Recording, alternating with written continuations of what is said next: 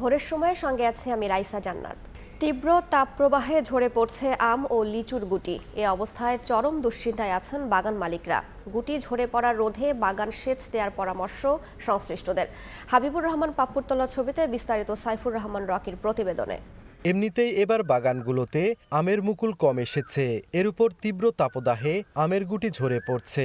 এতে কাঙ্ক্ষিত ফলন নিয়ে দুশ্চিন্তায় বাগান মালিকরা। গরমের কারণে, রৌদ্রের কারণে আমের গুটি ঝরে যাচ্ছে এবং আমের ক্ষতি হচ্ছে। 4 ভাগের 1 ভাগ মুকুল আসছে, আর ওই যে 1 ভাগ আসছে ওই 1 ভাগ আবার ওই পোকাতে খাই লিছে। একই অবস্থা লিচুর বাগানগুলোতেও। খরার কারণে ঝরে পড়ছে গুটি। বাগানে বাড়তি পরিচর্যাতেও মিলছে না প্রতিকার। আকাশে বৃষ্টি নাই, তারপরে ধরে লিচু পোকা ধরতেছে, গুটিগুলো ঝরে যাচ্ছে, সেজন্য আমরা সেচ দিচ্ছি। এ অবস্থায় আম ও লিচুর গুটি ঝরে পড়া রোধে বাগানে সকাল ও বিকেল নিয়মিত সেচ দেওয়ার পরামর্শ ফল গবেষকের। যেখানে সুযোগ রয়েছে সেচ দেওয়ার, সেখানে অবশ্যই তারা যেন মাটিতে রসের জন্য আপনার পানি সেচটা দিয়ে দেয়। জেলায় 19,602 হেক্টর জমির বাগানে 2,60,000 মেট্রিক টন আম ও 530 হেক্টর বাগানে 3,886 মেট্রিক টন লিচু উৎপাদনের লক্ষ্যমাত্রা নির্ধারণ করেছে কৃষি বিভাগ। বৈরী আবহাওয়ার পরও লিচু উৎপাদনের যে লক্ষ্যমাত্রা ধরা হয়েছে তা পূরণ হবে, কিন্তু খরার কারণে বহু গুটি ঝরে পড়ায় আম উৎপাদনের যে লক্ষ্যমাত্রা ধরা হয়েছে তা পূরণ না হয় দাম এবার কিছুটা চড়া থাকতে পারে বলে ধারণা সংশ্লিষ্টদের। সাইফুর রহমান রকি, সময় সংবাদ, রাজশাহী। একদিকে তাপপ্রবাহ, অন্যদিকে অস্বাভাবিক নিচে নেমে গেছে ভূগর্ভস্থ পানির স্তর। দুই মিলে ভয়াবহ অবস্থা বরেন্দ্র অঞ্চলে। গবেষক ও বিশেষজ্ঞরা বলছেন, সাম্প্রতিক সময়ের মধ্যে গেল বছর সবচেয়ে কম বৃষ্টিপাত হয়েছে রাজশাহীতে। এতে বরেন্দ্র এলাকায় 3টি কৃষি মৌসুমের পুরো চাষাবাদ হয়েছে ভূগর্ভস্থ পানি ব্যবহারে। নির্বিচারে পানি উঠানোয় এ অঞ্চলে তাপপ্রবাহ যেমন বেড়েছে, তেমনি কৃষিকাজ ও খাওয়ার পানির সংকট তৈরি হয়েছে। আব্দুস সালামের ছবিতে মওদুদ রানার প্রতিবেদন। ওয়াটার রিসোর্স প্ল্যানিং অর্গানাইজেশন ওয়ারপোর গবেষণা তথ্য মতে রাজশাহীর বরেন্দ্র অঞ্চলের 71 এলাকা মাঝারি, উচ্চ ও অতি উচ্চ পানি সংকটাপন্ন। গেল বছর জেলায় সবচেয়ে কম বৃষ্টিপাত হয়েছে। এতে ভূগর্ভস্থ পানির পুনর্ভরণ না হওয়ায় গড়ে এ অঞ্চলে 4 ফিট করে নেমেছে পানির স্তর। সেই সঙ্গে অস্বাভাবিক হারে বাড়ছে তাপমাত্রা। তানোরের পাচন্দর ইউনিয়নে পানি সংকট সবচেয়ে বেশি। এখানকার বাসিন্দারা প্রায় 1 কিলোমিটার দূর থেকে সংগ্রহ করছেন তাদের গৃহস্থালী কাজ ও খাওয়ার জন্য পানি। একই চিত্র বাঘা উপজেলার কয়েকটি গ্রামে। টিউবওয়েল ও ডিপ টিউবওয়েল দিয়ে উঠছে না পানি। এসব গ্রামের মানুষকেও পানি সংগ্রহের জন্য ছুটতে হচ্ছে দূর দূরান্তে। আমরা অনেক দূর থেকে পানি ধোয়া খুব কষ্ট করে খাই। পুকুরে তো পানি নাই, মোটরের পানি নিয়ে যাই, আমরা সবকিছু করি, খাই। পানির অভাবে ও বৈশাখের খরতাপে কৃষি জমি ফেটে চৌচির। ভূগর্ভস্থ পানির স্তর নেমে যাওয়ায় মিলছে না সেচও। চতুর্দিকে যেগুলো দেখেন এগুলো সব ফেটে আছে, পানির সমস্যার জন্য। পানি কম উঠে মনে করেন কি জমিতে পানি দিতে পারছে না, সেচ দিতে পারছে না, খুব সমস্যা আমাদের। গবেষকরা বলছেন, অনাবৃষ্টি, তাপপ্রবাহ, প্রচণ্ড খরায় রাজশাহী অঞ্চলে ভূগর্ভস্থ পানির স্তর নামছে দ্বিগুণ হারে। এভাবে চলতে থাকলে আগামী 25 থেকে 40 বছরের মধ্যে এই অঞ্চলে মাটির নিচে পানি থাকবে না। গত বছর বৃষ্টির কম হয় এবং ভূগর্ভস্থ রিচার্জ যে পুনর্ভরণের যে বিষয়টি সেটা কম হওয়ার ফলে এখানে এটা দ্বিগুণ নেমেছে এবছর। 1985 থেকে 1990 সাল পর্যন্ত বরেন্দ্র অঞ্চলে ভূগর্ভস্থ পানির গড় স্তর ছিল 26 ফুট নিচে। খাওয়ার পানি ছাড়াও কৃষি জমিতে সেচ এবং মাছ চাষে অতিরিক্ত ভূগর্ভস্থ পানি উত্তোলন করায় 2010 সালে পানির গড় নিম্ন স্তর ছিল 50 ফুট। 2021 সালে ভূগর্ভস্থ পানির গড় নিম্ন স্তর আরও নিচে নেমে দাঁড়ায় 60 ফুটে। মওদুদ রানা, সময় সংবাদ, রাজশাহী। গরমে রীতিমতো ধুম পড়েছে এসির বাজারে। নগদ টাকা দিয়েও মিলছে না পণ্যটি। যাদের সাধ্য নেই এসি কেনার, তারা ঝুঁকছেন রিচার্জেবল ফ্যানের দিকে। তাতেও রয়েছে দামের উত্তাপ। বাজেটে না মেলায় ঘুরে দেখছেন অনেকে। ব্যবসায়ীদের দাবি, ঋণপত্র খুলতে 110 টাকার ডলার কিনতে গুনতে হচ্ছে 128 টাকা। দিন শেষে যা শোধ করতে হচ্ছে ক্রেতাকে। সাইফুল ইসলামের রিপোর্ট। ভিড় দেখে মনে হচ্ছে রীতিমতো কারাকারি চলছে এয়ার কন্ডিশন অর্থাৎ এসি নিয়ে। ঘন্টার পর ঘন্টা অপেক্ষা করে পণ্যটি হাতে পেয়েছেন উত্তরা থেকে রাজধানীর বায়তুল মোকাররমে আসা ব্যবসায়ী ফারুক। গরমের কারণে গরম ছাড়া তো এসি কেনার কোনো যুক্তি নেই। এদিকে গরমকে বাগে আনতে সিরিয়াল দিয়ে 12 ঘন্টা পর পণ্যটি হাতে পেলেন কেউ কেউ। বলছেন 1.5 টন এসির জন্য গুনতে হয়েছে 46 থেকে 47 হাজার টাকা, যা 15 দিন আগেও ছিল 39 হাজার টাকা। ব্যবসায়ীরা জানালেন বাজারে চলছে এসির সংকট। অতীত তাপদাহ আর হচ্ছে এখন এসির যে সংকট, এই কারণে এই অবস্থা হচ্ছে। গতকাল রাতে আসার পরে দেখি যে ওনাদের এখানে কোনো এসি নাই। আজকে আসার অনেকক্ষণ পরে তারপরে একটা এসি আমি আল্লাহর রহমতে পেয়েছি। একসাথে আসতেছে তো চাপটা বেশি পড়তেছে, কিন্তু ওই আগের মতো বেশি না, সেল বেশি। এসির বাজার যখন পুড়ছে দামের উত্তাপে, তখন অনেকে ঝুঁকছেন রিচার্জেবল ফ্যানের দিকে। তাতেও নেই ঠান্ডার আভাস। ক্রেতারা বলছেন রাত পেরিয়ে দিন হলেই দামের তারতম্য ঘটছে, যা দেখার কেউ নেই। খুচরা ব্যবসায়ীরা বলছেন 3 দিনের ব্যবধানে আবারও রিচার্জেবল ফ্যানে দাম বেড়েছে অন্তত 500 টাকা। ব্যবসায়ীরা এখন তো সুযোগ নিচ্ছে, মানে আমরা ক্রেতারা বাধ্য কিনতে। তদারকি করা উচিত, কারণ এই বর্তমান পরিস্থিতিতে সবার তো আর এসি কেনার মতো সামর্থ্য নাই। অনেকে আমরা ফ্যানের উপর ডিপেন্ডেবল। ফ্যানের বাজার অবস্থা খুবই খারাপ। ফ্যান আমাদের যেটা গরম আসার আগে শেষ। 12 ইঞ্চি ফ্যান আগে বিক্রি করছি আপনার 3500, এখন 4000 টাকা নিতেছে। আর 16 ইঞ্চি ফ্যান আগে বিক্রি করছি 4500, এখন বিক্রি করতেছি 5000, 5500। আমদানিকারকদের গতানুগতিক অজুহাত, ডলারের অতিরিক্ত দাম আর পণ্য আসার পর বাড়তি ভ্যাটেই এর জন্য দায়ী। যখন আমরা এলসি করি তখন আমরা 128 টাকা কিনে বাংলাদেশ ব্যাংকে আমরা দিছি, আমাদের ওইখানে আমাদের মালের দামের বেড়ে গেছে। আমদানি থেকে ডিলার আর পাইকারি থেকে খুচরা পর্যায়ে অতিরিক্ত দাম আদায় করে বাজার পরিস্থিতি অস্থির যারা করছেন, তাদের আইনের আওতায় আনার দাবি ক্রেতাদের। সাইফুল ইসলাম, সময় সংবাদ, ঢাকা। মাঠঘাট জুড়ে রং বেরঙের টিউলিপের রাজত্ব।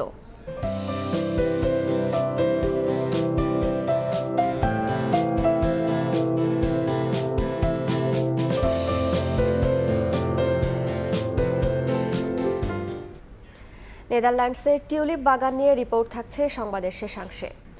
11 বছর আগে রানা প্লাজার ধ্বংসস্তূপে দাঁড়িয়েই বর্তমানে সবচেয়ে বেশি সবুজ কারখানার মালিক বাংলাদেশ। পরিবেশ আর কর্মীর অধিকার সুরক্ষায় শ্রমিক মালিক মিলে এগিয়ে চলার পথে পণ্যের সঠিক দাম আদায়কেই আগামীর চ্যালেঞ্জ হিসেবে দেখছে বিজিএমইএ। আর এই পরিবর্তন উত্তরণের ক্রান্তিকালে যারা কথা দিয়ে কথা রাখেনি সেসব ক্রেতা প্রতিষ্ঠানকে কালো তালিকাভুক্ত করতে চায় শ্রমিক সংগঠনগুলো। কামরুল হাসান সবুজের রিপোর্ট। বাংলাদেশের গার্মেন্টস শিল্পের অনেকটা উন্নয়ন সাধিত হয়েছে, বিশেষত নিরাপদ কর্ম পরিবেশ। যেখানে আমাদের শতভাগ কমপ্লায়েন্স ছিল না, আজকে সারা বিশ্বের সবচেয়ে বেশি গ্রিন ফ্যাক্টরি এখন বাংলাদেশে আছে। দেশের পোশাক শিল্প আর অর্থনীতিতে এই পরিবর্তন উত্তরণের গতি এসেছিল ঠিক 11 বছর আগে 2013 সালের 24 এপ্রিল। এর রেশ ধরেই মার্কিন বাজারে স্থগিত হয় জিএসপি সুবিধা। তবে ইউরোপ আমেরিকার ক্রেতাদের জোট অ্যাকর্ড অ্যালায়েন্সের চাপ আর পরামর্শে তৈরি পোশাকের বিশ্ববাজারে ঘুরে দাঁড়াতে শুরু করে মেড ইন বাংলাদেশ। রানা প্লাজার সেই ক্ষত শুকাতে শ্রমিকদের পাশে দাঁড়ানোর প্রতিশ্রুতি দিয়েছিল, কিন্তু কথা রাখেনি ইউরোপ আমেরিকার এমন 12টি ক্রেতা প্রতিষ্ঠান। দ্রুত ক্ষমা না চাইলে তাদের কালো তালিকাভুক্ত করার হুঁশিয়ারি শ্রমিক সংগঠনগুলোর। ওই 5টা ফ্যাক্টরি থেকে 31টা বায়ার সেখানে পণ্য সামগ্রী ক্রয় করত। 19টা বায়ার তারা রানা প্লাজা ট্রাস্ট ফান্ড যেটা, সেখানে তারা কন্ট্রিবিউট করেছে।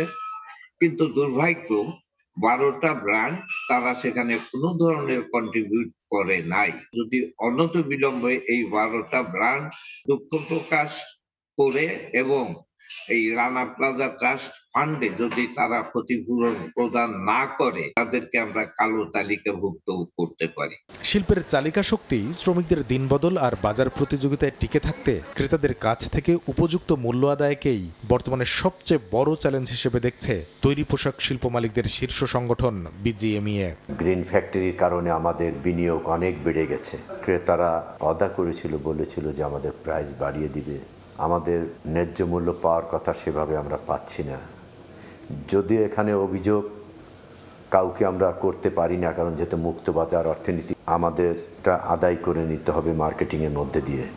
অনৈতিক লেনদেনের অভিযোগে পাবনায় পানি উন্নয়ন বোর্ডের 2 উপবিভাগীয় প্রকৌশলীকে আটক করেছে পুলিশ। এ সময় জব্দ করা হয় 5,70,000 টাকা।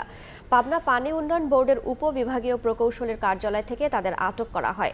পুলিশ জানায়, মঙ্গলবার সকালে ঠিকাদার ও কর্মকর্তাদের যোগসাজশে ভুয়া প্রকল্প দেখিয়ে অর্থ আত্মসাতের অভিযোগ পেয়ে পাবনা পানি উন্নয়ন বোর্ডে অনুসন্ধানে যান স্থানীয় কয়েকজন সাংবাদিক।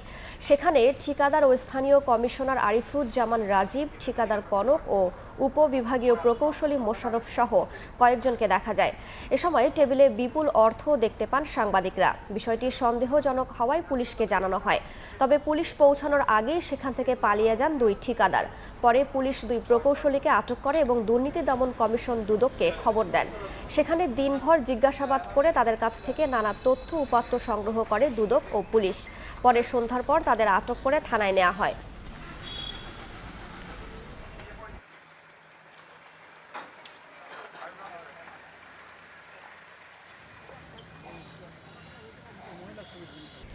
কক্সবাজারে পর্যটন স্পট ও বিশেষ অর্থনৈতিক অঞ্চলে বিনিয়োগের প্রস্তাব আমলে নিলেন কাতারের আমির। দেশটিতে আরও কর্মী নেয়ার আহ্বান জানালো বাংলাদেশ।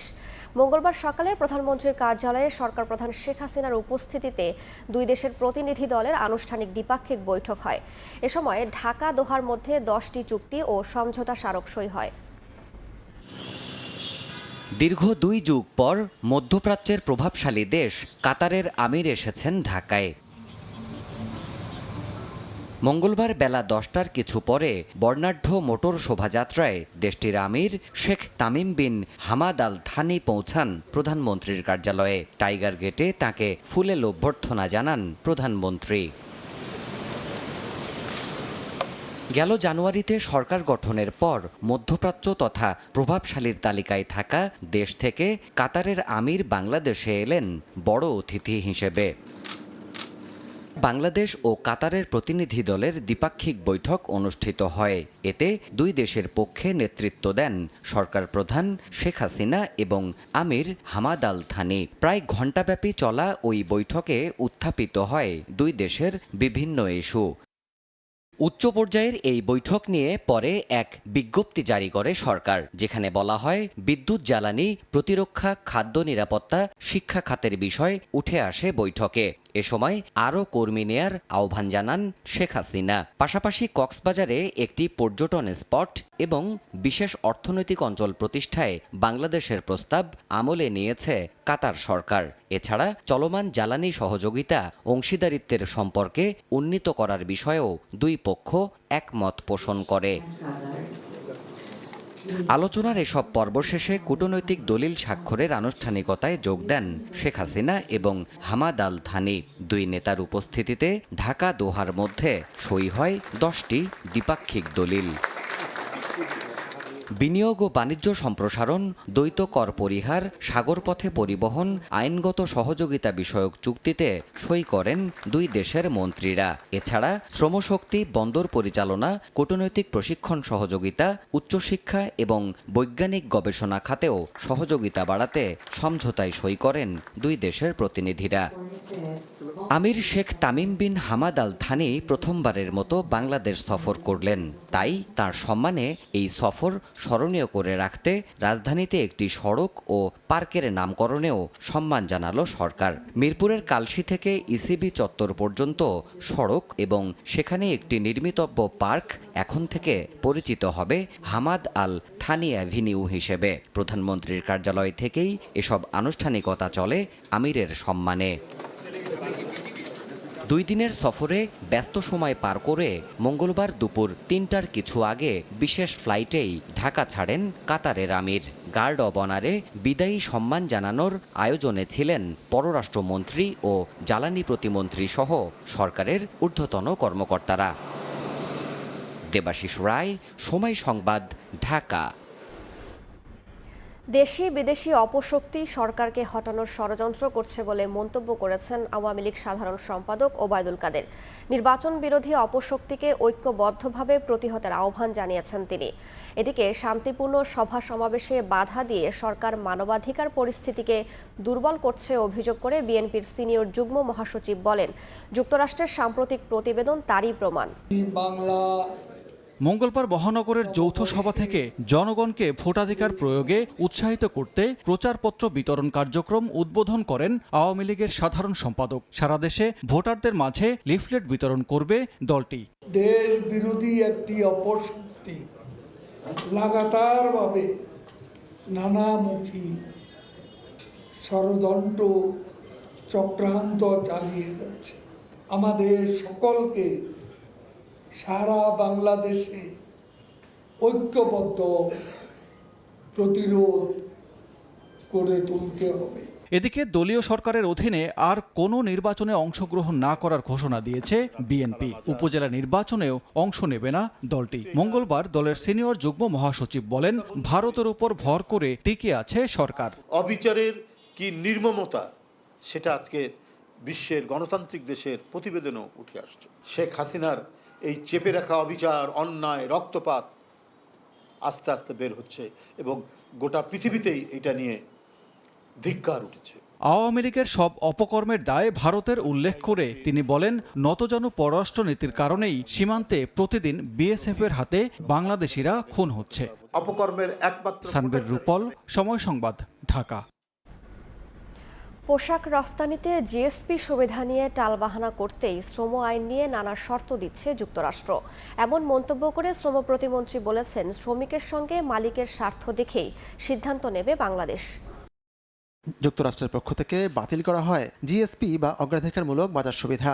এই খাতের বৈশ্বিক ক্রেতারা বহুবিধ শর্তের বেড়াজালে আটকে ফেলে বাংলাদেশের এই শিল্পকে। যদিও সেই সব শর্ত পূরণের পর হারানো ইমেজ উদ্ধারে সরকারের পাশাপাশি উদ্যোগী হয় মালিক পক্ষ। বেশিরভাগ শর্ত ইতিমধ্যে পূরণ করা হয়েছে, কিন্তু যুক্তরাষ্ট্রের পক্ষ থেকে এখনও ফিরে পাওয়া যায়নি জিএসপি সুবিধা। সম্প্রতি মার্কিন যুক্তরাষ্ট্রের আন্তর্জাতিক বাণিজ্য বিষয়ক দফতর ইউএসটিআর এর একটি দল আসে ঢাকায়। দলটি রোববার 4 ঘণ্টাব্যাপী বৈঠক করে বাণিজ্য মন্ত্রণালয়ে। সঙ্গে ছিলেন ঢাকা নিযুক্ত মার্কিন রাষ্ট্রদূত পিটার হাসো। সোমবার দলটি বৈঠকে বসে আইনমন্ত্রীর সঙ্গে 11টা ব্যাপারে তাদের জানার ইচ্ছা ছিল এবং এখানে এই ব্যাপারে তাদের ব্যাপারে কতটুকু অগ্রগতি হয়েছে সেটাও তাদের জিজ্ঞাসা ছিল। মঙ্গলবার সচিবালয়ে শ্রম প্রতিমন্ত্রীকে মার্কিন এই দলটির উদ্দেশ্য এবং তার মন্ত্রণালয়ের অবস্থান নিয়ে জানতে চাওয়া হয়। প্রতিমন্ত্রী বলেন, একতরফাভাবে শ্রম আইন সংশোধন করা যাবে না। যুক্তরাষ্ট্র এগুলা টালবাহানা করতেছে। যতক্ষণ আমরা তাদের চাহিদা মিট করতে পারবো না, ততক্ষণ তারা আমাদের সাথে এগুলো করতে থাকবে। যুক্তরাষ্ট্রের সুপারিশের শেষ নেই এমন মন্তব্য করে নজরুল ইসলাম সাফ জানিয়ে দেন, অনৈতিক কোনো আপোষ করবে না বাংলাদেশ। আমেরিকা বড় শক্তি, তাদেরকে আমাদের অবশ্যই পরোয়া করতে হয়। তাই বলে আমাদের সক্রিয়তা বিকিয়ে দিয়ে আমরা তাদের সাথে আপোষ করতে রাজি নেই। সব পক্ষের সঙ্গে কথা বলেই নতুন আইন পাশ করা হবে এমন কথাও জানান শ্রম প্রতিমন্ত্রী। এদেরকে আমরা হাতিকুর রহমান তমাল, সময় সংবাদ, ঢাকা। স্ত্রীর পর এবার ডিবি কার্যালয়ে কারিগরি শিক্ষা বোর্ডের ওএসডি চেয়ারম্যান মোহাম্মদ আলী আকবর খান সনদ জালিয়াতিতে সংশ্লিষ্টতার বিষয়ে জানতেই মঙ্গলবার গোয়েন্দা কার্যালয়ে ডাকা হয় তাকে। এ সময় তিনি নিজেকে নির্দোষ দাবি করলেও ডিবি প্রধান জানান, বোর্ড কর্তার বক্তব্য অযৌক্তিক। এ ঘটনায় জড়িত কাউকেই ছাড় দেয়া হবে না। অনিয়মই যেন নিয়মে পরিণত হয়েছিল বাংলাদেশ কারিগরি শিক্ষা বোর্ডে, যার কারিগর স্বয়ং বোর্ডেরই কিছু অসাধু কর্মকর্তা। পুলিশের গোয়েন্দা বিভাগের অনুসন্ধানে বেরিয়ে এসেছে এমনই সব চাঞ্চল্যকর তথ্য। এরই মধ্যে গ্রেফতার করা হয়েছে বোর্ডের চেয়ারম্যানের স্ত্রী শাহেলা পারভিন সহ 6 জনকে। স্বাভাবিকভাবেই প্রশ্ন ওঠে, এই জালিয়াতিতে সাবেক চেয়ারম্যানের দায় কতটুকু? এসব বিষয়ে জানতেই মঙ্গলবার ডিবি কার্যালয়ে ডাকা হয় সদ্য বিদায়ী চেয়ারম্যান মোহাম্মদ আলী আকবর খান ও পরীক্ষা নিয়ন্ত্রক কেফায়াতুল্লাহকে। এ সময় নিজেকে নির্দোষ দাবি করে আলী আকবর বলেন, বোর্ড বা স্ত্রীর অনিয়মের বিষয়ে কিছুই জানেন না তিনি।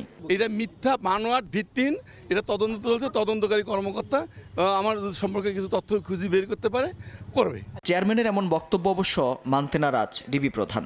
জানান, বোর্ড কর্তা হিসেবে চেয়ারম্যান দায় এড়াতে পারেন না। সন্তোষজনক উত্তর না মেলায় আরও 2 দিন সময় বেঁধে দেয় গোয়েন্দা পুলিশ। এই 2 দিন তিনি পুলিশি নজরদারিতেই থাকবেন। অরিজিনাল সার্টিফিকেট বিক্রি করে এটা আবার আপলোড করে দিবে, এটা আবার টাকা নিবে, আবার বিভিন্ন দপ্তরের লোকজন যারা এটাকে জেনে ফেলেছে আবার টাকা দিয়ে ম্যানেজ করে ফেলবে। এটা তো আসলে হতে পারে না। তদন্ত না করে সনদ জালিয়াতির তথ্য ধামাচাপা দিতে দুদকের যেসব কর্মকর্তা জড়িত ছিলেন তাদের তালিকাও দুদক কার্যালয়ে পাঠিয়েছে পুলিশের গোয়েন্দা বিভাগ। অর্থের বিনিময়ে যারা সার্টিফিকেট কিনেছেন তাদেরও তালিকা করা হচ্ছে বলে জানান ডিবি প্রধান। মেহেদী হাসান, সময় সংবাদ, ঢাকা। আইনজীবীর বহর নিয়ে হাইকোর্টে মামলা পরিচালনা করলেন সাবেক আইজিপি বেনজির আহমেদ। উভয় পক্ষের আইনজীবীদের শুনানি শেষে 2 মাসের মধ্যে দুদককে অনুসন্ধানের অগ্রগতির রিপোর্ট দাখিলের নির্দেশ দিয়েছেন উচ্চ আদালত। আদালত বলেছেন, সরকারি চাকরিজীবীদের সম্পদের হিসাব নেয়ার বিধান থাকলে কমে আসত দুর্নীতি। চাকরি থেকে অবসর নেয়ার পর একেবারে লোকচক্ষুর অন্তরালে চলে যান সাবেক পুলিশ মহাপরিদর্শক বেনজির আহমেদ। 1.5 বছর পর এসে গণমাধ্যমের 2টি প্রতিবেদন এলোমেলো করে দেয় তার জীবন। বেনজিরের ঘরে আলাদিনের চেরাগ শিরোনামে অনুসন্ধানের রিপোর্টের পর টক অব দ্য কান্ট্রি সাবেক এই আইজিপি। নিরাপত্তা ভেঙে সম্প্রতি সব অভিযোগের জবাব দেন বেনজির। ততদিনে জল গড়ায় অনেক দূর। সংবাদের বর্ণনা মতে এই ধরনের কোন সম্পত্তি যেগুলো বলেছে আমাদের নাই। বেনজির আহমেদের অবৈধ সম্পদ অর্জনের অভিযোগের অনুসন্ধান শুরুর কথা সোমবার জানায় দুদক। মঙ্গলবার এ সংক্রান্ত একটি রিটের শুনানি হয় উচ্চ আদালতে। আমি আজকের এই দিনে শুনানিতে বেনজিরের দুর্নীতি নিয়ে গণমাধ্যমে আসা রিপোর্ট পড়ে শোনান রিটকারী আইনজীবী। সাবেক আইজিপির দুর্নীতির অনুসন্ধানে বিচার বিভাগের মনিটরিং চান তিনি। শুনানি শেষে 2 মাসের মধ্যে অনুসন্ধানের অগ্রগতি রিপোর্ট দাখিল করতে বলা হয় দুদককে। রিটকারী আইনজীবী বলছেন, তদন্ত যাতে ভিন্ন খাতে না নেয় সেজন্যই আদালতের নজরদারি দরকার। সাবেক আইজিপির আইনজীবী বলছেন, হয়রানি দেখলেই আইনি পদক্ষেপ নেবেন তারা। একটা সুষ্ঠু তদন্ত যাতে হয়, যাতে এইটাকে কোনোভাবে ক্লিয়ার সার্ভিস এসিসি না দিতে পারে, কোনোভাবে ম্যানিপুলেটেড না হতে পারে, কোনোভাবে ম্যানেজ না হতে পারে। ইন অ্যাকর্ডেন্সের বাইরে যায় তাহলে কিন্তু ওনার সর্বক্ষণ রাইট রয়েছে, উনি হাইকোর্ট ডিভিশনে জুডিশিয়াল রিভিউতে আসতে পারবেন, অ্যাজ ওয়েল এজ উনি এই আদেশের বিরুদ্ধেও কিন্তু আপিল বিভাগে যেতে পারবেন। দুদক আইনজীবী বলছেন, বেঁধে দেওয়া সময়ের মধ্যেই অগ্রগতি জানানো হবে, তদন্ত হবে স্বচ্ছভাবে। মানি লন্ডারিং, জ্ঞাত আয় বহির্ভূত সম্পদ, ক্ষমতার অপব্যবহার সবকিছুই কিন্তু আমাদের অফিস নোটে, অফিস রিপোর্টে বলা আছে। সরকারি চাকরিতে প্রবেশ ও অবসরের সময় সম্পদের হিসেব দেওয়ার আইন থাকলে দুর্নীতি কমতো বলেও মনে করেন উচ্চ আদালত। তার সারা জীবনের বেতন বা তার যে হিসাব, সেখান থেকে হয়তো 10% মানে বেশ কম হতে পারে। এর বেশি যদি হয় সেটা অবশ্যই ইললিগ্যাল হবে। প্রথমবারের আইনি লড়াইয়ে বেনজির আহমেদ হারলেন না জিতলেন এই সিদ্ধান্তের সময় এখনো আসেনি। তবে আপাতত দুপক্ষই নিজেদের জয় হয়েছে বলে দাবি করেছেন। আফজাল হোসেন, সময় সংবাদ, ঢাকা। এদিকে যৌথ বাহিনীর অভিযান চলায় পার্বত্য জেলা বান্দরবানের থানচি, রুমা ও রোয়াংছড়ি উপজেলায় নির্বাচন স্থগিত করা হয়েছে। এছাড়া চতুর্থ ধাপে 55টি উপজেলা পরিষদ নির্বাচনের তফসিল ঘোষণা করেছে কমিশন। ভোট হবে 5 জুন। উপজেলা পরিষদ নির্বাচন সুষ্ঠু করতে আন্তঃমন্ত্রণালয় সভা করেছে নির্বাচন কমিশন। চতুর্থ ও শেষ ধাপে 55টি উপজেলা নির্বাচনের ভোট গ্রহণ আগামী 5 জুন। এ ধাপে নওগাঁ জেলার মহাদেবপুর উপজেলার প্রার্থীর মৃত্যুতে স্থগিত হওয়া আসন সহ ভোট গ্রহণ অনুষ্ঠিত হবে মোট 55টি উপজেলায়। মঙ্গলবার বিকেলে রাজধানীর আগারগাঁওয়ে নির্বাচন ভবনে প্রধান নির্বাচন কমিশনার কাজী হাবিবুল আওয়ালের সভাপতিত্বে কমিশনার 32তম সভা শেষে ইসি সচিব জাহাঙ্গীর আলম এর তফসিল ঘোষণা করেন। মনোনয়নপত্র দাখিলের শেষ তারিখ 7 মে 2024। রিটার্নিং অফিসার কর্তৃক মনোনয়নপত্র বাছাইয়ের তারিখ 9 মে। মনোনয়নপত্র বাছাইয়ের বিরুদ্ধে আপিল দায়ের 10 থেকে 14 মে। আপিল নিষ্পত্তি 15 মে। প্রার্থিতা প্রত্যাহারের শেষ তারিখ 16 মে। প্রতীক বরাদ্দ 17 মে। দ্বাদশ জাতীয় সংসদ নির্বাচনের যেটা আমাদের মৃত্যুজনিত কারণে শূন্য পদ হয়েছিল 81 ঝিনাইদহ 1, এটার নির্বাচনের তারিখ আমরা এই চতুর্থ ধাপের সাথে মিলিয়ে রেখেছি। এদিকে সকালে উপজেলা পরিষদ নির্বাচন সুষ্ঠু করতে আন্তঃমন্ত্রণালয় সভা করেছে নির্বাচন কমিশন। বৈঠকে পুলিশ, বিজিবি ও র্যাব মহাপরিচালক সহ আইন শৃঙ্খলা বাহিনীর উচ্চ পদস্থ কর্মকর্তারা অংশ নেন। যৌথ বাহিনীর অভিযান চলায় পার্বত্য জেলা বান্দরবানের থানচি, রুমা ও রোয়াংছড়ি নির্বাচন স্থগিত করা হয়েছে বলে জানান ইসি সচিব। পার্বত্য জেলা বান্দরবানের 3টি উপজেলাতে, বিশেষ করে থানচি, রুমা এবং রোয়াংছড়িতে আমাদের কম্বাইন্ড অপারেশন অর্থাৎ যৌথ বাহিনীর অপারেশন চলমান রয়েছে। তাই আপাতত এই 3টি উপজেলা নির্বাচন স্থগিত করা হয়েছে, যেটা আমরা পরবর্তীতে সুবিধা সময় আমরা আয়োজন করতে চেষ্টা করব। প্রথম ধাপে উপজেলা নির্বাচনে 7 চেয়ারম্যান, 9 ভাইস চেয়ারম্যান, 10 মহিলা ভাইস চেয়ারম্যান সহ বিনা প্রতিদ্বন্দ্বিতায় নির্বাচিত হয়েছেন 25 জন। রৌনক নিয়ন্তা, সময় সংবাদ, ঢাকা। ভোরের সময় আরও থাকছে। ধানের জেলা নওগাঁয় বন্ধ হয়ে গেছে প্রায় 80% চাল মিল। দেনামুক্ত হতে আদালতে দেউলিয়া ঘোষণার আবেদন কয়েকজন ব্যবসায়ীর। লক্ষাধিক মানুষের কাজ হারানোর দাবি। এবং কোনোভাবেই থামছে না সিরাজগঞ্জের চলন বিলে অবৈধভাবে পুকুর খনন। কমছে আবাদি জমির পরিমাণ, বাড়ছে জলাবদ্ধতা। ব্যবস্থা নেয়ার দায়সারা আশ্বাস প্রশাসনের। ব্যাংক একীভূতকরণ নিয়ে গণমাধ্যমে প্রচারিত সংবাদ তথ্য নির্ভর না হওয়ায় তা বিভ্রান্তি সৃষ্টি করছে বলে দাবি করেছে বাংলাদেশ ব্যাংক। মঙ্গলবার এক সংবাদ বিজ্ঞপ্তিতে একথা জানায় কেন্দ্রীয় ব্যাংক। বাংলাদেশ ব্যাংক বলছে, একীভূত হওয়া ব্যাংকগুলোতে ব্যক্তি ও প্রাতিষ্ঠানিক আমানতকারীদের জমাকৃত অর্থ নিরাপদ ও সুরক্ষিত থাকবে। একীভূতকরণের পরও স্ব ব্যাংকের হিসাবধারীর বর্তমান হিসাব চলমান থাকবে। একীভূতকরণের আওতাভুক্ত ব্যাংকগুলোয় উদ্যোক্তা পরিচালক, বর্তমান পর্ষদ ও সাধারণ শেয়ার হোল্ডারদের সম্মতির ভিত্তিতে কার্যক্রম সম্পন্ন করা হবে। ধানের জেলা নওগাঁয় প্রায় 80% চাল মিল চাতাল বন্ধ হয়ে গেছে। দেনা থেকে মুক্ত হতে আদালতে নিজেদের দেউলিয়া ঘোষণার আবেদন করেছেন কয়েকজন ব্যবসায়ী। তারা বলছেন, সরকারের নানা নীতিমালা আর চড়া সুদে ঋণের প্রতিযোগিতার বাজারে টিকতে না পারায় মিল বিক্রি করে বিকল্প ব্যবসায় ঝুঁকছেন। মিল বন্ধ হওয়ায় লক্ষাধিক মানুষ কাজকর্ম হারিয়েছেন বলে দাবি ব্যবসায়ী নেতাদের। রকিবুল ইসলামের ছবি নিয়ে এমআর রকির রিপোর্ট। বিস্তৃত মাঠ জুড়ে ধানের আবাদ। 3 মৌসুমে অন্তত 30 লাখ মেট্রিক টন ধান উৎপাদন হয় নওগাঁর বরেন্দ্র জনপদে। স্থানীয় চাহিদা মিটিয়ে 70% ধান হাট ঘুরে চলে যায় ব্যবসায়ীদের চাতালে।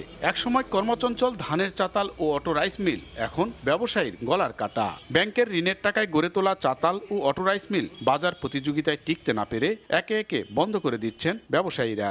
কৃষি নির্ভর এ জেলার ব্যবসা বাণিজ্যের প্রধান কারবার হয়ে ওঠে ধানের চাতাল ও অটো মিল। গত 2 দশক আগে 1200 হাস্কিং মিল ও অর্ধশত অটো রাইস মিল গড়ে উঠল। বর্তমানে নানা কারণে প্রায় 80% বন্ধ। ফলে কর্ম হারিয়েছে প্রায় লক্ষাধিক মানুষ। এই লোকাল মিলগুলা বন্ধ হয়ে যাওয়ার কারণে আমাদের এখানকার লেবার শ্রমিকেরা অনেক দিশেহারা হয়ে যাচ্ছে। এখন মিল বন্ধ হয়ে যাওয়াতে এখন আমরা হয়ে গেছি বেকার। দিন যাওয়ার খুবই কষ্ট হচ্ছে মিল বন্ধ হওয়ার কারণে। একের পর এক মিল চাতাল বন্ধ হওয়ার জন্য ধান চাল কারবারে সরকারের নানা পরিকল্পনা আর কর্পোরেট ব্যবসায়ীদের দাপটকে দায়ী করছেন ব্যবসায়ী নেতারা। সরকার আবার কর্পোরেট ব্যবসায়ীদের হচ্ছে আবার অনুমোদন দিয়েছে। কর্পোরেট ব্যবসায়ীরা আমাদের নওগাঁ জেলাতে একাধিক কর্পোরেট ব্যবসায়ী হচ্ছে চলে আসছে। এই যে ব্যাংকের ইন্টারেস্ট যেখানে 2% ইন্টারেস্ট, সেখানে 20 থেকে 22% ইন্টারেস্ট। তারপরে অসম প্রতিযোগিতা। জেলায় ভারী কোনো শিল্প কলকারখানা নেই। এর মাঝে এসব প্রতিষ্ঠান বন্ধ হয় নতুন একটি শিল্প ইউনিট গড়ে তোলার প্রস্তাবনা নিয়ে কাজ করছে বিসিক শিল্প। ছোট ছোট উদ্যোক্তা যারা হাস্কিং মিল থেকে শুরু করে যারা এখনো রুগ্ন অবস্থায় পড়ে আছে, তাদেরকে আমরা একত্র করে তাদের একটা পুনর্জীবন আমরা দিতে পারবো আর কি সেই জায়গাগুলোতে। মিল মালিক সমিতির তথ্য বলছে, সরকারি ও বেসরকারি 35টি ব্যাংকের এ জেলায় ধান চাল কারবারে বিনিয়োগ প্রায় 3000 কোটি টাকা, যার বেশিরভাগ এখন খেলাপি ও কুঋণে পরিণত হয়েছে। আর দেনা থেকে মুক্ত হতে কয়েকজন ব্যবসায়ী নিজেদের দেউলিয়া ঘোষণার আবেদন করেছেন আদালতে। এমআর রকি, সময় সংবাদ, নওগাঁ। সঠিক নজরদারির অভাবে কোনোভাবেই থামছে না সিরাজগঞ্জের চলনবিল অঞ্চলের কৃষি জমি কেটে পুকুর খনন। অপরিকল্পিতভাবে 3 ফসলি আবাদি জমিতে অবৈধভাবে পুকুর খনন করায় কমছে আবাদি জমির পরিমাণ। অন্যদিকে বাড়ছে স্থায়ী জলাবদ্ধতা। তবে উপজেলা প্রশাসন বলছে, অবৈধভাবে পুকুর খনন রোধে নেওয়া হচ্ছে ব্যবস্থা। সিরাজগঞ্জের শস্য ভাণ্ডার চলনবিল। জেলার তারাস ও উল্লাপাড়া উপজেলার বৃহৎ চলনবিল অঞ্চলে প্রতিদিনই অপরিকল্পিতভাবে খনন করা হচ্ছে পুকুর। এতে বিঘ্ন ঘটছে স্বাভাবিক পানি প্রবাহ। প্রতি বছর 2 অথবা 3 ফসলি জমি কেটে পুকুর খনন করায় আশপাশের খালনালা বন্ধ হয়ে সৃষ্টি হচ্ছে স্থায়ী জলাবদ্ধতা। গত কয়েক বছরে শুধুমাত্র তারাস অঞ্চলে 1500-এর বেশি পুকুর খনন করা হয়েছে। ভুক্তভোগী কৃষকরা বলছেন, অসাধু কিছু সরকারি কর্মকর্তা ও প্রভাবশালীদের কারণে বন্ধ করা যাচ্ছে না অবৈধ পুকুর খনন। গ্রামের যতগুলি কৃষি জমি ছিল, আমাদের জমি সব পুকুর কেটে আমাদের রাস্তাঘাট নষ্ট করে দিয়ে আমাদের চলাফেরা খুব অসুবিধা করে দিছে। সহযোগিতার চেয়েও কোনো কাজ হয়নি, আমরা কোনো উপকার পাইনি। তবে ফসলি জমি কেটে পুকুর খননে খাদ্য উৎপাদনে যে বিরূপ প্রভাব পড়ছে সে সম্পর্কে কৃষকদের মধ্যে সচেতনতা বৃদ্ধি ও পরামর্শ দেওয়া হচ্ছে বলে দাবি কৃষি বিভাগের। আমাদের কাছে যে অভিযোগগুলো আসে আমরা উপজেলা প্রশাসনকে জানাই, থানাকে জানাই, তারা অভিযান পরিচালনা করে এবং এবছর অনেকগুলো মামলাও হয়েছে এবং 2টা ভেকো তারা সিজ করে এসপি অফিসে নিয়ে গিয়েছে। আর অপরিকল্পিতভাবে পুকুর খননের বিরুদ্ধে আইনগত ব্যবস্থা নেওয়া হচ্ছে বলে জানান উপজেলা নির্বাহী কর্মকর্তা। মোবাইল কোর্ট পরিচালনা করা হচ্ছে এবং তাৎক্ষণিক যদি যারা অপরাধী, যারা অবৈধভাবে পুকুর খনন করছে তাদেরকে যদি স্পটে পাওয়া না যায় তাহলে সেক্ষেত্রে নিয়মিত মামলা দায়ের করা হয়। কৃষি ও মৎস্য অফিসের তথ্য অনুযায়ী চলতি বছর শুধুমাত্র তারাস অঞ্চলে 200টি পুকুর খনন করা হয়েছে, যার প্রভাবে এই উপজেলায় জলাবদ্ধ ভূমির পরিমাণ দাঁড়িয়েছে 1128 হেক্টর। রিঙ্কু কুণ্ডু, সময় সংবাদ, সিরাজগঞ্জ। 1 বছর সময় বাড়িয়েও শেষ হয়নি চাঁপাইনবাবগঞ্জ সদর উপজেলার পদ্মা নদীর 3 তীর সংরক্ষণ প্রকল্পের কাজ। সোয়া 4 বছরে কাজ হয়েছে 60%। বাকি 40% কাজ শেষ করতে দ্বিতীয়বারের মতো মেয়াদ বাড়ানোর প্রক্রিয়া চলছে। স্থানীয়দের দাবি দ্রুত কাজ শেষ করে কয়েক হাজার বিঘা ফসলি জমি ও বসতবাড়ি রক্ষা করার। জাহাঙ্গীর আলমের পাঠানো তথ্য ও শাহজাহান আলের ছবি নিয়ে রিপোর্ট।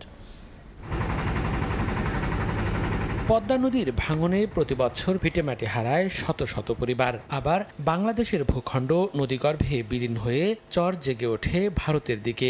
এমন পরিস্থিতি মোকাবিলায় চাঁপাইনবাবগঞ্জের চর বাগডাঙ্গা ও শাহজাহানপুর ইউনিয়নের নদীপাড় রক্ষায় 2020 সালে প্রকল্প হাতে নেয় সরকার। 2023 সালের জুনে প্রকল্পটির কাজ শেষ হওয়ার কথা থাকলেও মেয়াদ বাড়ানো হয় 2024 সালের জুন পর্যন্ত। সংশোধিত প্রকল্পে 37 কোটি টাকা ব্যয় বেড়ে দাঁড়ায় 603 কোটি টাকায়। স্থানীয়দের দাবি গত কয়েক বছর ধরে ধীরগতিতে চলছে বাঁধ নির্মাণের কাজ। দ্রুত শেষ করা না গেলে নদীগর্ভে চলে যাবে হাজার বিঘা ফসলি জমি ও বসতবাড়ি। নদী ভাঙতি আছে, যখন আমরা হটতি আছি, করতে আছি, এভাবেই চলছি। এবার তো হচ্ছে না, তো অনেকদিন থেকে করছে। অতি দ্রুত যেন এই প্রকল্পটি বাস্তবায়ন করা হয়। পানি উন্নয়ন বোর্ড বলছে বছরের 3 থেকে 4 মাস কাজ বন্ধ থাকে। চলমান নির্মাণ কাজ শেষ হতে আরও 1 বছর সময় লাগতে পারে। দ্রুত সময়ের মধ্যে কাজ শেষ করতে সব ব্যবস্থা নেওয়ার কথা জানান স্থানীয় সংসদ সদস্য। মূলত এতদিনে আমাদের ফান্ড ক্রাইসিস ছিল, এখন ফান্ড ক্রাইসিসটা দূর হয়েছে। আমরা ইজিলি আগামী 1 বছরের মধ্যে কাজটা শেষ করতে পারবো। আমরা আশা করছি এই 5 বছরের মধ্যে চাঁপাইনবাবগঞ্জ পদ্মা নদীর এপার ওপার দুই পারই আমরা বাঁধিয়ে দিয়ে একটা নিরাপদ অবস্থান সৃষ্টি করতে পারব। পানি উন্নয়ন বোর্ডের তথ্য মতে প্রকল্পের আওতায় 6.1 কিলোমিটার নতুন নদীতীর সংরক্ষণ ও 12 কিলোমিটার আগের বাস্তবায়ন হওয়া নদীতীর রক্ষা কাজের পুনর্বাসন ও পুনরাকৃতিকরণ চলছে। সময় সংবাদ, চাঁপাইনবাবগঞ্জ। অবৈধভাবে ভারতে অনুপ্রবেশের অভিযোগে আটকের পর সাজা ভোগ শেষে দেশে ফিরেছেন 13 বাংলাদেশি। গতকাল দুপুরে ব্রাহ্মণবাড়িয়ার আখাউড়া স্থলবন্দর দিয়ে তারা দেশে ফেরেন। গত জানুয়ারি খাগড়াছড়ির পানছড়ি সীমান্ত দিয়ে 10 যুবক ভারতের কুম্ভ মেলা দেখতে যান। পরে আগরতলা শহরে ঘোরাঘুরির সময় ভারতের আইনশৃঙ্খলা বাহিনীর হাতে ধরা পড়েন তারা। সেদেশের কারাগারে 1 মাসের সাজা শেষে বাংলাদেশে ফেরত পাঠানো হয় তাদের। একই সঙ্গে অবৈধভাবে অনুপ্রবেশ করা আরও 3 বাংলাদেশিকে ফেরত দেয় ভারত।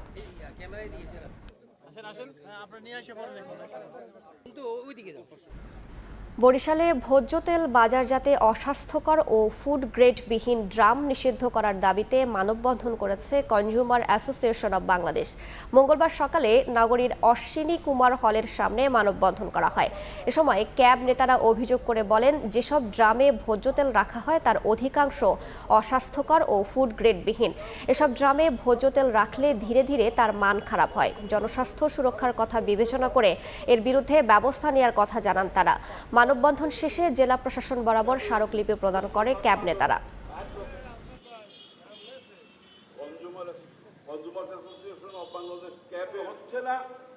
সারা দেশ যখন তীব্র তাপপ্রবাহে বিপর্যস্ত, তখন হাসি ফুটছে বগুড়ার আরোলা আর যোগীর ভবন গ্রামের তালপাতার পাখার কারিগরদের। পূর্বপুরুষের পেশা হিসেবে তালপাতার হাত পাখা তৈরিতে ব্যস্ত প্রতিটি ঘর। সারা দেশের চাহিদার সঙ্গে পাল্লা দিতেই হিমশিম খাচ্ছে 250 পরিবারের কারুশিল্পীরা। চলতি মৌসুমে 20 লাখ পাখা বিক্রির আশা তাদের। বগুড়া থেকে জুম্মান সাদিক জ্যাভলিনের রিপোর্ট, ক্যামেরায় ছিলেন আবুল কালাম আজাদ। গ্রীষ্মের খরতাপে পুড়ছে গোটা দেশ। তাদের দুদণ্ডের স্বস্তি দিতেই যেন রাত দিন এক করে কাজ করছেন আড়লা গ্রামের জামান মণ্ডল, এরশাদ আর মোমেনারা। এয়ার কন্ডিশন কিংবা চার্জার ফ্যানের রমরমা এই যুগেও যেন কমেনি তালপাতার তৈরি হাত পাখার আবেদন। বগুড়া কাহালু উপজেলার আড়লা, আতাইল আর যোগীর ভবন 3 গ্রামের তৈরি হাত পাখার খ্যাতি দেশ জুড়ে। বাপদাদার হাতে শিখে দক্ষ হয়ে উঠেছেন এক একজন কারিগর। ছোট থেকে বাপ মায়েরা নানা নানিরা করে, তার থেকে দেখে দেখে আমরা শিখেছি। আশ্বিন কাতি মাসে চালু হবি, আবার ফির ফাল্গুন মাসে বিক্রি হবি। এই 2-3 মাস না বসে থাকা। ঢাকা, চট্টগ্রাম এগুলো পাঠিয়ে দেয়, আরো অন্যান্য শরীয়তপুর বিভিন্ন জায়গা, কুষ্টিয়া এগুলো সেল হয়। তালগাছের পাতা, বাঁশ, সুতা, রংসহ কাঁচামালের দাম বেড়েছে। তাই মৌসুমের আগে পাখা বানিয়ে মজুত করে রাখতে মূলধনের প্রয়োজন। স্বল্প আয়ের এই মানুষেরা অনেকেই চড়া সুদে ঋণ নিয়ে চালান জীবিকা। লাখ খানিক টাকা হলে মানে ঠিক মতো কাজটা করা যায়। কোনো সরকারের কোনো সহায়তা পাওয়া যায় না, কোনো সরকারের কোনো অনুদান এই বিষয় নিয়ে আসে না। নীতিমালা মেনে প্রশিক্ষণ ও মূলধন সংক্রান্ত সহযোগিতার আশ্বাস বিসিক কর্মকর্তার। তাদের প্রশিক্ষণের প্রয়োজনে আমরা প্রশিক্ষণ দিব এবং মূলধনের যদি তাদের প্রয়োজন হয় আমাদের নীতিমালার মধ্যে থেকে আমরা সর্বোচ্চটা তাদের পাশে যা দাঁড়ানোর চেষ্টা করব। চলতি মৌসুমে 20 লাখ পিস হাত পাখা বিক্রির আশা এই 3 গ্রামের কারিগরদের, যার বর্তমান বাজার দর অন্তত 5 কোটি টাকা। তালপাতার তৈরি এই হাত পাখা যে কেবল গরম থেকে প্রশান্তি দেয় তাই নয়, এটি ঐতিহ্যের ধারক, একই সঙ্গে হাজারো মানুষের জীবিকার উৎস। সামান্য পৃষ্ঠপোষকতা পেলে এবং সরকারি সহায়তার হাত বাড়িয়ে দিলে এই হস্ত ও কুটির শিল্প বদলে দিতে পারে হাজারো জীবন। কাহালু যোগীর ভবন থেকে জুম্মান সাদিক জ্যাভলিন, সময় সংবাদ, বগুড়া। সুনামগঞ্জ ও নেত্রকোনার হাওরে পুরো দমে শুরু হয়েছে ধান কাটা। আবহাওয়া অনুকূলে থাকায় এবার বিঘা প্রতি 20 থেকে 25 মণ ধান পাওয়া যাচ্ছে। মাঠে মাঠে ধান কাটায় ব্যস্ত কৃষক শ্রমিকরা। সোনালী ফসল ঘরে তোলার আনন্দ চোখে মুখে। সুনামগঞ্জের দেখার হাওর, শনির হাওর, ছায়ার হাওর, মাটিয়ান হাওর সহ ছোট বড় সব হাওরে ধান কাটার ধুম পড়েছে। কৃষকরা জানান আবহাওয়া অনুকূলে থাকায় এবার ফলন হয়েছে ভালো। বিঘা প্রতি 20 থেকে 25 মণ ধান পাওয়ার আশা করছেন কৃষকরা। জেলা কৃষি সম্প্রসারণ অধিদপ্তর জানায় 15 থেকে 23 এপ্রিল পর্যন্ত 98,134 হেক্টর জমির ধান কাটা হয়েছে। মে মাসের প্রথম সপ্তাহের মধ্যে হাওরের সব ধান ঘরে তোলা সম্ভব হবে বলে জানিয়েছে কৃষি বিভাগ। কারণে এরপরে আগগুলো বৃষ্টি হয়েছে, এই জন্য এবার ফসল ভালো হয়েছে। ফসল তো বৃষ্টির কারণে হয়েছে, এরপরে বীজ বালা, সব দিক দিয়ে বালা। এদিকে নেত্রকোনার হাওরগুলোতেও শুরু হয়েছে ধান কাটার ধুম। আগাম বন্যা এবং অতিবৃষ্টির শঙ্কায় 80% ধান পেকে যাওয়ায় ধান কেটে ঘরে তোলা হচ্ছে। মাঠ থেকেই 920 টাকা মণ দরে বিক্রি করছেন কৃষকরা। জেলায় এবার 1,85,320 হেক্টর জমিতে বোরো ধানের আবাদ হয়েছে। এর মধ্যে হাওর অঞ্চলে আবাদ হয়েছে 41,070 হেক্টর জমিতে। 5টা কলো হেলারে দিয়ে একটা আমরা এই মৌসুমটা যদি ভারী বর্ষণ কিংবা হয় তাহলে যে কোনো মুহূর্তে তলায় যাওয়ার সম্ভাবনা বেশি থাকে। নেত্রকোনায় এবছর 12,37,223 মেট্রিক টন ধান উৎপাদনের লক্ষ্যমাত্রা নির্ধারণ করেছে কৃষি বিভাগ। সর্দার মোহাম্মদ আরিফ, সময় সংবাদ। আলুর আমদানি বাড়লেও সিন্ডিকেটের কারণে কমছে না দাম, অভিযোগ সাধারণ ক্রেতাদের। এরই মধ্যে বেনাপোল বন্দর দিয়ে সোমবার ভারত থেকে 16টি ট্রাকে 370 মেট্রিক টন আলু আমদানি হয়। কিন্তু বন্দরে খালাসের অপেক্ষায় প্রচণ্ড গরমে ট্রাকে থাকা আলু পচতে শুরু করেছে। তবে পণ্যের চালানটি দ্রুত খালাসের বিষয়ে সহযোগিতার আশ্বাস দিয়েছে স্থলবন্দর কর্তৃপক্ষ। আজিজুল হকের তথ্য ও শাওন হোসেনের ছবিতে রিপোর্ট। বেনাপোল সহ দেশের বিভিন্ন বন্দর দিয়ে আলুর আমদানি বাড়লেও বাজারে দিন দিন বাড়ছে এর দাম। গত বছর এ সময়ে যে আলু 22 থেকে 25 টাকায় বিক্রি হয়েছে, এখন তার মূল্য 50-এ ঠেকেছে। বাজার সিন্ডিকেটের কারণে আমদানি বাড়লেও কোনো সুবিধা পাচ্ছে না, অভিযোগ সাধারণ ক্রেতার। অন্যদিকে বিক্রেতাদের দাবি আলুর সরবরাহ কম থাকায় বাজারে এর দাম বাড়তে। গত বছর এই সময় আলু কিনেছি আমরা 20-22 টাকা, এখন সেই আলু আমরা 50 টাকা কিনতে হচ্ছে। আলু তো কিনে খাতে পাচ্ছি না, একটু দাম না কমলে আমরা খাবো কি করে? এদের একটা সিন্ডিকেট আছে, সিন্ডিকেট না ভাঙা পর্যন্ত সর্ব জিনিসের দাম এরকম বাড়তে থাকবে।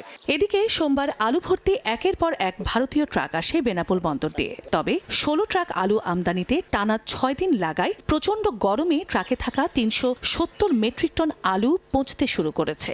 আলুতে রসগুলো পড়তেছে গাড়ি থেকে, আলুগুলো ছেড়ে দিতে হবে, ট্রাকগুলো না দিলে আরও সমস্যা হবে।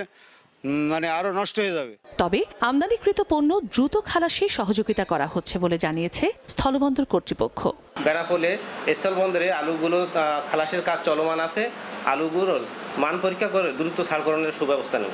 আমদানিকারক প্রতিষ্ঠান ইন্টিগ্রেটেড ফুডস অ্যান্ড বেভারেজের এ আলুর চালানটি পাঠানো হবে রংপুরে। সময় সংবাদ, বেনাপোল। পুঁজিবাজারে চলমান সমস্যা সমাধান না হলে লাগাতার আন্দোলন করবেন বিনিয়োগকারীরা। মঙ্গলবার সকালে শেয়ার বাজারে টানা পতনের প্রতিবাদে ডাকা মানববন্ধনে এমন হুঁশিয়ারি দেন পুঁজিবাজার বিনিয়োগকারী ঐক্য পরিষদের নেতারা। বলেন, অসাধু চক্রের কারসাজিতে ধ্বংসের পথে দেশের শেয়ার বাজার। কিছুতেই ঘুরে দাঁড়াতে পারছে না দেশের পুঁজিবাজার। পতনের মুখে পুঁজি হারিয়ে নিঃস্ব হয়ে পড়ছেন বিনিয়োগকারীরা। টানা পতন ও অসাধু চক্রের হাত থেকে রক্ষার দাবিতে আবারও আন্দোলনে বিনিয়োগকারীরা। মঙ্গলবার মতিঝিল ডিএসের সামনে মানববন্ধন করে পুঁজিবাজার বিনিয়োগকারী ঐক্য পরিষদ। এ সময় বাজার বাস্তবতা তুলে ধরতে গিয়ে ক্ষোভে ফেটে পড়েন বিনিয়োগকারীরা। পুঁজিবাজার আজকে পুঁজি হারিয়ে আমরা নিঃস্ব হয়ে গেছি। আজকে এই দেশের অর্থনীতি নিঃস্ব হয়ে যাচ্ছে। হয় গুলি করেন, নাহলে বাজার ঠিক করেন। টানা পতনের প্রতিবাদে বিনিয়োগকারীদের ক্রয় বিক্রয় হতে বিরত থাকার আহ্বান জানিয়ে বাজার ভালো না হলে আগামী মঙ্গলবার থেকে লাগাতার আন্দোলনের হুঁশিয়ারি দেন সংগঠনটির নেতারা। নতুন নতুন করে আইপিও এনে বাজারটাকে ধ্বংস করছে। সমস্ত আইপিও বন্ধ করতে হবে এবং এই যে ফোরসেল বন্ধ করতে হবে। সমস্ত বিনিয়োগকারী ভাইদেরকে আহ্বান করব, আপনারা সেল বাই করবেন না। আগামী মঙ্গলবার থেকে আমরা লাগাতার আন্দোলনে যাব।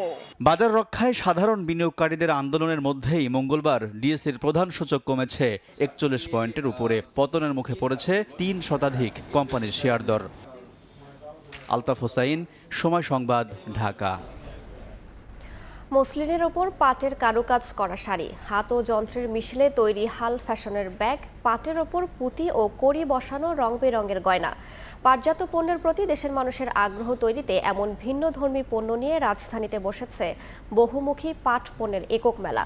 পাট পণ্যে নতুন করে আগ্রহ বাড়ছে দেশের ক্রেতাদের। আন্তর্জাতিক পরিসরে নিজেদের ব্র্যান্ডিং বাড়াতে চান উদ্যোক্তারা। আর পাট শিল্পকে লাভজনক করার উদ্যোগ অব্যাহত থাকবে বলে জানান পাট ও বস্ত্রমন্ত্রী। শাড়ির ভাঁজে সোনালি আঁশ, পাটের ছোঁয়া, সঙ্গে হাতের তৈরি নিখুঁত গহনা, হাত ও যন্ত্রের মিশেলে তৈরি হাল ফ্যাশনের ব্যাগ কিংবা রং বেরঙের ডোরবেল। ভিন্নধর্মী পণ্য প্রদর্শনীর মাধ্যমে পাটের প্রতি মানুষের আগ্রহ তৈরিতে রাজধানীর মোহাম্মদপুরে সূচনা কমিউনিটি সেন্টারে চলছে 3 দিনব্যাপী বহুমুখী পাট পণ্যের একক মেলা। মসলিনের ওপর পাটের কারুকাজ করা শাড়ির জন্য গুনতে হবে 4000 টাকা। মানভেদে ব্যাগের দাম রয়েছে 500 থেকে 3000 পর্যন্ত। ঘর সাজানোর বিভিন্ন পণ্য পাওয়া যাচ্ছে 200 থেকে 2000 টাকায়। আমাদের দেশের মানুষের একটা ধারণা ছিল যে পাট মানেই বস্তা, আসলে কিন্তু তা না। পাট দিয়ে জুয়েলারি থেকে ফার্নিচার পর্যন্ত কি না হয়। পাটের প্রথম এরকম জানি না পাটের যে এত কিছু আছে। শাড়ি আছে, আজকে দেখলাম জীবনে প্রথম শাড়িও আছে পাটের, তারপরে অন্যও আছে। দামের ব্যাপারটা যদি আরেকটু রিজনেবল প্রাইসটা হয় তাহলে হয়তো দেখা যায় প্রত্যেকটা ফ্যামিলি পাট ব্যবহার করতে পারবে। বিক্রেতারা বলছেন, শুধু স্থানীয় ক্রেতা নয়, আন্তর্জাতিক পরিসরে নিজেদের ব্র্যান্ডিং বাড়াতে চান মেলার মাধ্যমে। আমরা এটা দিয়ে চাচ্ছি যে আমাদের দেশের পণ্য সবাই দেখুক, জানুক এবং এটা নিয়েই কাজ করুক। আমি এক্সপোর্ট করছি হলো আমি মানে যাতে ভালো বায়ার পাই, যেন আমি বাইরে এক্সপোর্ট করতে পারি। হ্যান্ডমেড প্রোডাক্ট রয়েছে, শিকা রয়েছে, ব্যাগ রয়েছে, লেডিস ব্যাগ আছে। এছাড়া আপনার পাপোশ, ফোরম্যাট, টেবিল রানার অনেক কিছুই আমরা এই মেলায় এনেছি। এদিকে উদ্যোক্তাদের চাওয়া মেনে পাট পণ্য উৎপাদন ও বিপণনে সহায়তার আশ্বাস দেন বস্ত্র ও পাট মন্ত্রী। বিশ্বব্যাপী পাট ও পাটজাত পণ্যের চাহিদা বাড়ছে।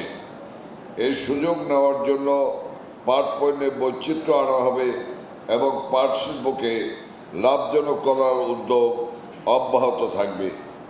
পাট শিল্পে বেসরকারি খাতের উদ্যোগ উৎসাহিত করা হবে। বাঙালির অর্থনৈতিক মুক্তির হাতিয়ার হিসেবে পাটের ভূমিকা এক স্বীকৃত ইতিহাস।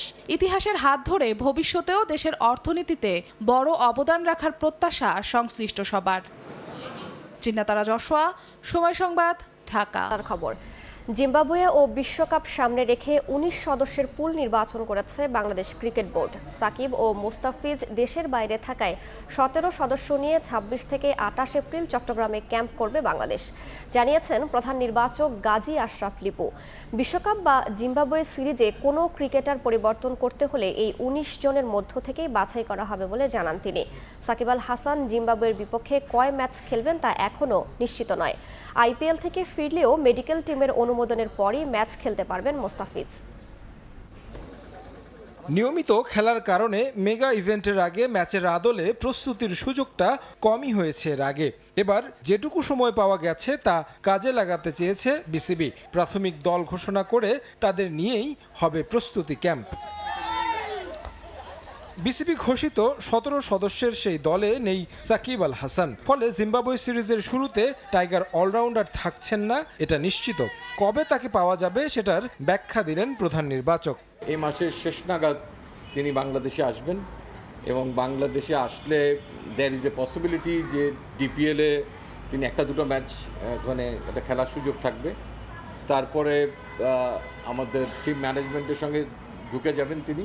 টিমটা ২৮ তারিখে দিব, তখনই আমার মনে হয় এটা আপনারা ক্লিয়ার হয়ে যেতে পারবেন যে তিনি কয় ম্যাচের জন্য অ্যাভেলেবেল থাকছেন। ২৬, ২৭, ২৮ এই ৩ দিন চট্টগ্রামে সেন্টার উইকেটে ম্যাচ সিনারিওতে প্র্যাকটিসটা করা হবে এবং দেখা হবে কে কত টার্গেটের কাছাকাছি পৌঁছাতে পারছে, অথবা বোলাররাও কী কারণে ব্যর্থ হচ্ছেন কিংবা সফল হচ্ছেন। আরেক অলরাউন্ডার মেহেদী হাসান মিরাজের জায়গা হয়নি প্রাথমিক দলে, ফলে টি-20 বিশ্বকাপ থেকে এক প্রকার কাটাই গেল মিরাজের নাম। আইপিএল খেলতে মুস্তাফিজ ভারতে থাকায় তাকেও রাখা হয়নি ক্যাম্পে। অবশ্য দেশে ফিরেই দলের সঙ্গে যোগ দিচ্ছেন নাফিজ। বেশ কিছু প্রক্রিয়া শেষেই আবারও ফিরবেন টাইগার জার্সিতে। আমার ধারণা ফার্স্ট ম্যাচে উনি অ্যাভেলেবেল থাকবেন না, বিকজ উনি আসবেন, ওনাকে একটু আমাদের মেডিকেল টিমের স্ক্রিনিং প্রোগ্রামের মধ্যে দিয়ে যেতে হবে। কোনো কারণে যদি আমরা দল পরিবর্তন করতে চাই ইউএসএ অথবা টি-20 ওয়ার্ল্ড কাপের সময়ও, সেই সময় যে ব্যাকআপগুলো আমাদের দরকার হবে, বেসিক্যালি তাদেরকেই এখানে রাখা হয়েছে। চোট কাটিয়ে ফিরেছেন মোহাম্মদ সাইফুদ্দিন। ওয়ানডে বিশ্বকাপে দুর্দান্ত কামব্যাকের পর টি-20 বিশ্বকাপে খেলার হাতছানি মাহমুদুল্লাহ রিয়াদের। ১৭ সদস্যের প্রাথমিক দলে ওপেনার হিসেবে লিটন দাস, সৌম্য সরকারদের সাথে আছেন তানজিদ তামিম ও পারভেজ ইমন। মিডল অর্ডারের অধিনায়ক নাজমুল হোসেন শান্তর সঙ্গে আরও আছেন তাওহিদ হৃদয়, মাহমুদুল্লাহ রিয়াদ, জাকের আলী অনিক, আফিফ হোসেন ধ্রুব। চোট কাটিয়ে প্রত্যাশিতভাবেই ফিরেছেন pace bowling allrounder Mohammad Saifuddin. পেসারদের মধ্যে স্কোয়াডে আছেন তাসকিন আহমেদ, শরীফুল ইসলাম, হাসান মাহমুদ ও তানজিম সাকিব। আছেন স্পিনার তানভীর ইসলাম, আর লেগ স্পিনার হিসেবে আছেন রিশাদ হোসেন। এক বের মধ্যে ঘোষণা করতে হবে বিশ্বকাপের স্কোয়াড। তারেক হাসান শিমুল, সময় সংবাদ, ঢাকা।